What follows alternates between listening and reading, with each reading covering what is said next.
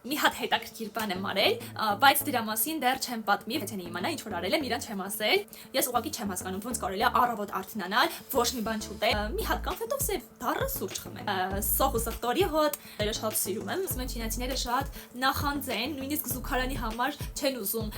փող տան, ամեն դեպքում ես սովոր եմ հայկական հետապնդություն։ Ողջույն սիրելի ընկերներ, հուսամ բոլորդ լավ եք։ Ես կարդացել եմ բոլոր մեկնաբանությունները, բոլոր հարթակներով ու հասկացել եմ, որ բոլորդ անհանգստացած եք իմ քննության արդյունքներով։ Քննությունների առաջի փուլը ավարտված է։ Երկրորդ փուլը կսկսվի հունվարի 13-ից, իսկ երրորդ փուլը լինելու է փետրվարին։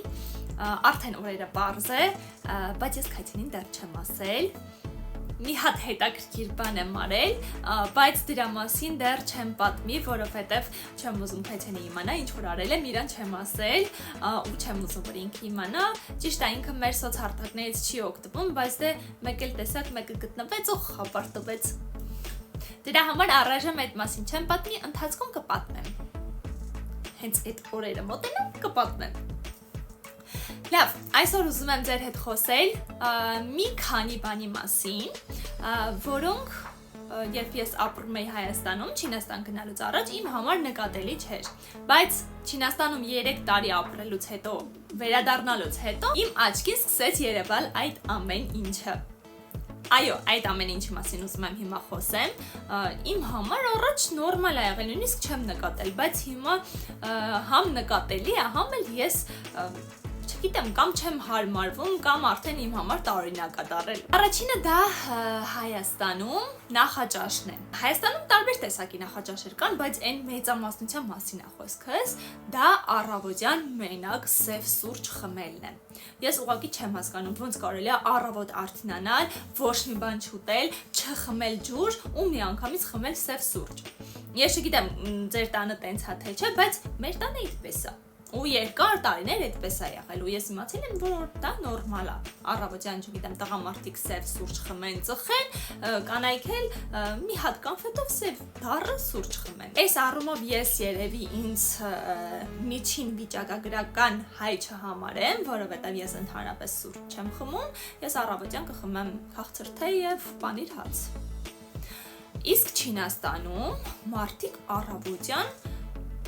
լավ նախաճաշում են։ Կլինի դա կաշաներ, կլինի դա ապուրներ, կլինի դա ձվածեղ, ձուկ, չգիտեմ, խաշած դդում, տարբեր նախաճաշեր կան։ Ամեն դեպքում իրանք նախաճաշում են, այսինքն հաց են ուտում, էլի, ոչ թե սև սուրճ։ Այդ իմ համար հիմա մի քիչ տարօրինակ է։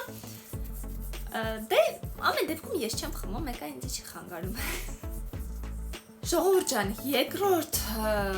բանը, որ ես սկսել եմ նկատել, դա փողոցներում, ճանապարհներին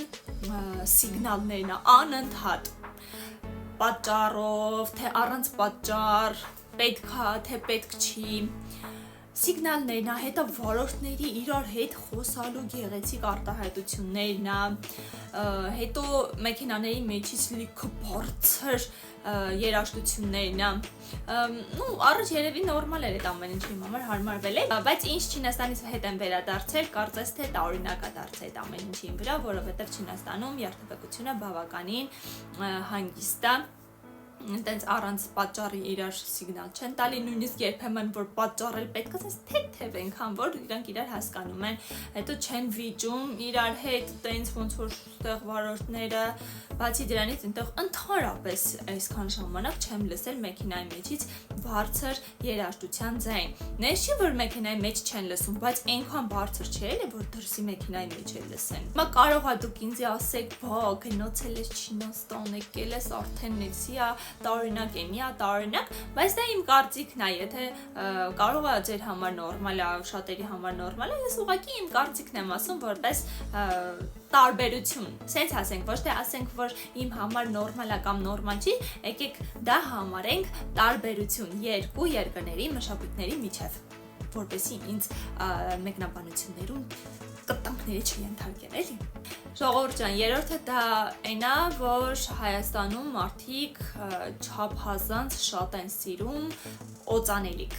ու շատ են օգտագործում։ Օրինակ ես երբ որ մտնում եմ ավտոբուս, չգիտեմ ձեր համար ոնց է, գուցե հաճելի է, գուցե ես միակ մարդն եմ, որ իմ համար դա հաճ է, բայց ավտոբուսի մեջ կա օրինակի համար 30 հոգի, 30 հոգու վրայից գալիս է տարբեր օծանելիքի հոտեր։ Ուժեղ թույլ, հիմնականում շատ ուժեղ, ու այդ իմ մոտ առաջացնում է շատ ուժեղ գլխացավ։ Ահա որ ուժեղ գլխացավ։ Ես արդեն երեխաների ծնունդից հետո ինչքան ժամանակ ընդհանրապես օծանելիք չեմ օգտագործում, որպես այդպեսին, անուշահոտ ինչ-որ սփրեյներ կարա լինի, անտիպերսպիրանտ կարա լինի, բայց ոչ շատ ուժեղ տենց օծանելիք, եթե նույնիսկ ինչ-որ տեղ պետքա գնամ, որ հաճելի կլինի օծանելիք օգտագործել, մի փսիկ, որովհետև ես չեմ էլի մենակ, կարող է իմ դիմացինը իմ օծանելիքի հոտը չի սիրում, պետք չի իրան տենց խեղդել էլի այդ հոտի մեջ։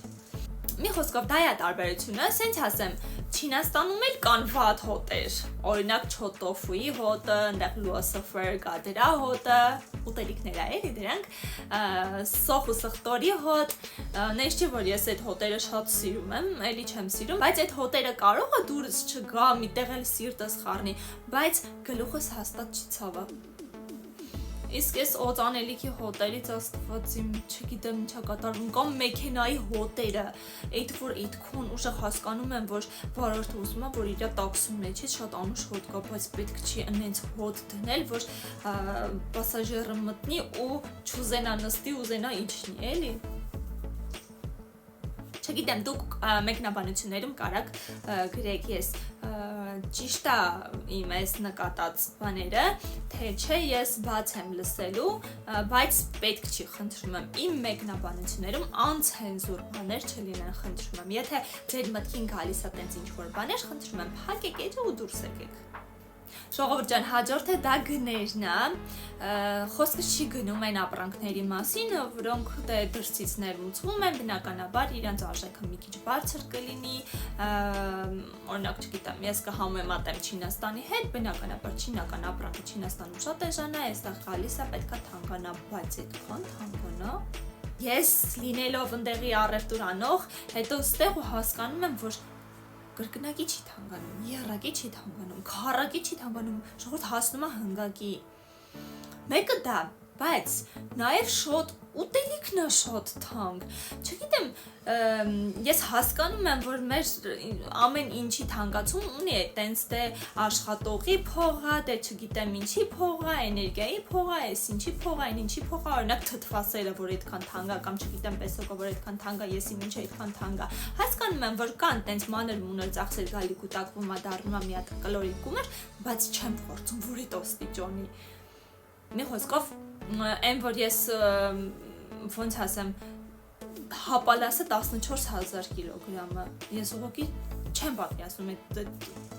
ոնց կլինի, այդ ինչքան պետք է հապալասի համար մեռնենք գժվենք, որ 14,000 դրամ տանք ու հապալաս առնենք։ Խոսքով, այդքան է։ Այս մի բանի մասին այդքան է։ Ես քզիպ չեմ, նախանց չեմ, բայց Չինաստանում ապրելուց հետո անկեղծ եմ ասում, ես ուղղակի նայում եմ ստեղի գներին ու չեմ կարողանում առևտուր անել, ամենայն անկեղծությամբ։ Ու ինձ թվում է, որ այդ գումարը ուղղակի ափսոս է, լինի, չգիտեմ, հաստատ չեմ տա 14,000 դրամ հապալաս ուտեմ, էլի։ Նույնիսկ եթե ունենամ։ Ժողովուրդ ջան, հաջորդը, որը տարբերվում է մեր հայ-չինական մշակույթներում, դա քաղաքացիական զուգարանների առկայությունն է։ Չեմ ասում Հայաստանում չկա, բայց շատ քիչ է։ Մարդը դրսում կանգնած ունենա կարիք, պետքա ման գա, որ գտնի։ Իսկ Չինաստանում ամեն քայլի կա, շատ մոտ են իրար, հանգիստ մարդը կարա իմանա, որտեղ կա զուգարան, նույնիսկ քարտեզի վրա։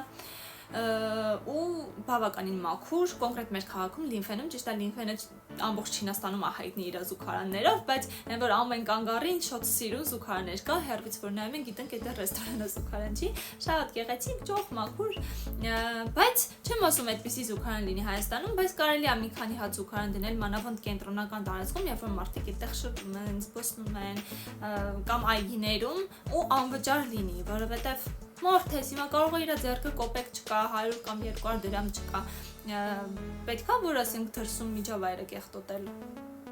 Այսպիսի մի բան կա, ասում են չինացիները շատ նախանձ են, նույնիսկ զուգարանի համար չեն ուզում փող տան, բայց ասեմ ձեզ ոչ թե նախանձ են, այլ իրենց համար դա տարօրինակ է, որ զուգարանի համար կարելի է վճարել։ Ես եվրոպական երկրներում դեռ չեմ եղել ու չգիտեմ ոնց է աշխատում այնտեղ, բայց Չինաստանում կոնկրետ զուգարանները, քաղաքացիական զուգարանները անվճար են։ 6-րդ տարբերությունը, որ կասեմ, դա գրկախառնություններն են, նույնիսկ տղամարդկանց մոտ, երբ որ իրար առավոտ ողջունում են, գրկախառնում են, համբուրվում են, այդ տարբերությունը, դե իմ համար դա նորմալ է, որովհետև ես ամեն դեպքում ծնվել մեծացել եմ Հայաստանում, բայց Չինաստանում դա նորմալ չի, մարդիկ իրար տեսնելուց չեն համբուրվում, չեն գրկախառնում, տղամարդիկ մանավանդ, ոնց ասեմ, օրինակ երկար տարիներ, կարող է 3-4 տարի իրար տեսած չլինեն, կգան ու տեսնես սկսեն կանգնել իրար հետ խոսալ, չեն փաթաթվի ու գրկախառնվել։ Պաշտոնական հանդիպումների ժամանակ բնականաբար լինում են ձեռքսեղմումներ։ Իմ սուբյեկտիվ կարծիքով իրոնց մոտ մի քիչ սառն են էմոցիոնալ առումով, որովհետև ես հիշում եմ, որ մենք 3 տարի Հայաստանում էինք ապրում, հետո վերադարձանք Չինաստան ու դե բնականաբար ամուսինս գնում է իր ընկերների հետ հանդիպելու,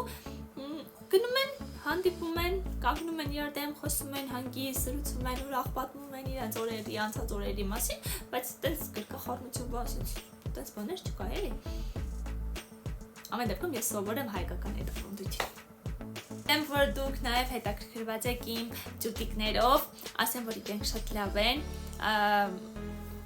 Թեոս ընդհանրապես չի նեղվում իմ բացակայությունից, Լեոս էլ ոչինչ, ուղղակի Միլասը շատ, Միլան արդեն 5 տարեկան է, շուտով կլինի 6 ու իր համար դժվար է, անընդհատ զանգում է ինձ, հարցնում է երբեմ հետ գնալու ու ես արդեն պլանավորում եմ թե երբեմ հետ գնալու, ոգևորված եմ այդ առումով, բայց այդ մասին ձեզ հետո կպատմեմ։ Իսկ այժմ հաջողություն, հաջորդ անգամ կտեսնվենք։